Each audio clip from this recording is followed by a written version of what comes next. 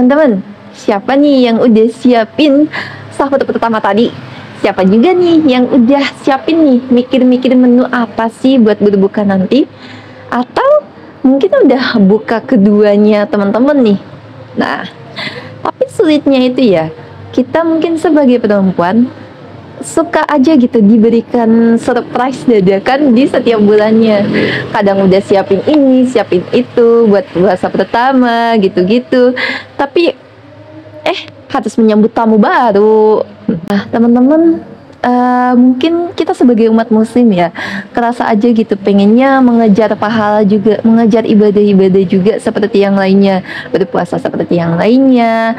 Tetapi ya karena kita harus menyambut tamu kita ini ya, kita nggak bisa, kita mungkin merasa terhambat, nggak bisa mengejar teman-teman yang lain yang lagi semangat-semangatnya puasa, lagi semangat-semangatnya nyiapin berbuka, nggak kerasa aja gitu feelnya.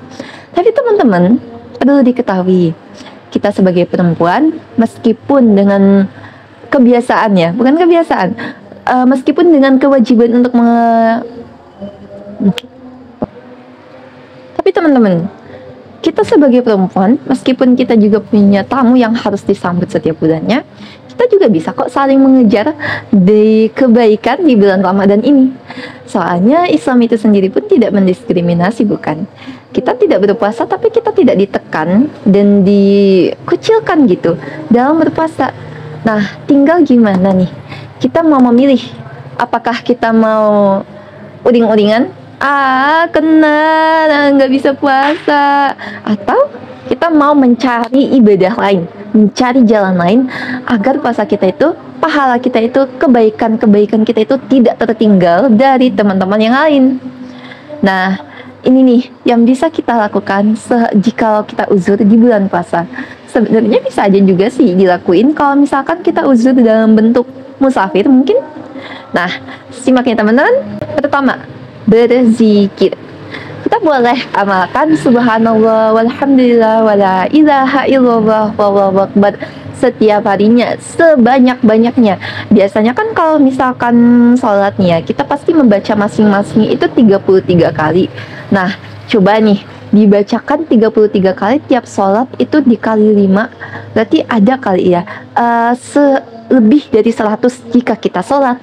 Nah, kalau kita sedang uzur, kita bisa mengejar pahala dengan tetap menyetor pahala yang biasanya kita lakukan ini dengan zikir. Nah, setoran zikir ini kita bacakan aja setidaknya 100 kali sehari.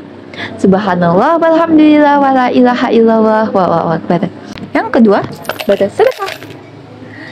Nah, teman-teman, kita ketika berpuasa kan nggak dibatasin ya, walaupun kita uzur atau gimana pun kita selalu punya kesempatan buat bersedekah.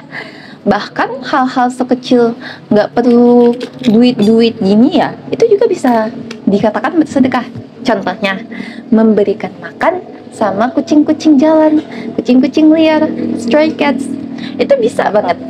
Nah, dengan sedekah ini seenggaknya kita punya ikatan yang bisa dibangun juga nih sama makhluk lain.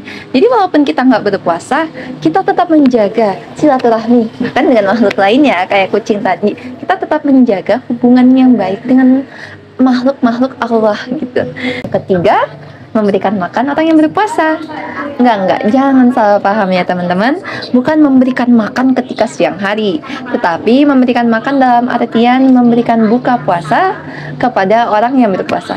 Hadis riwayat At-Tirmizi yang diriwayatkan dari Zaid bin Khalid Al-Juhani, Rasulullah Shallallahu Alaihi Wasallam bersabda bahwa siapa saja yang memberikan makan kepada orang yang berpuasa, dalam artian memberikan buka puasa kepada mereka yang berpuasa, maka orang tersebut akan menerima pahala sebesar orang yang berpuasa tanpa mengurangi sedikit pun pahala dari orang yang berpuasa tadi. Itu tadi teman-teman, amalan-amalan amalan yang bisa aja kita lakukan ketika kita lagi nggak bisa puasa nih di bulan Ramadan. Semoga selalu bermanfaat ya teman-teman. Jangan pernah merasa berkecil hati, jangan pernah uding-udingan cuma karena kalian gagal untuk mengejar hal-hal momen-momen di bulan Ramadan. Kalian bisa aja mengejar momen-momen di bulan Ramadan dengan cara kita sendiri. Selalu ada jalan untuk niat ibadah. Oke, saya pamit undur diri. Mohon maafkan jika ada kesalahan. Jika ada kelebihan, sesungguhnya itu merupakan milik Allah Subhanahu wa Ta'ala. Wassalamualaikum warahmatullahi wabarakatuh.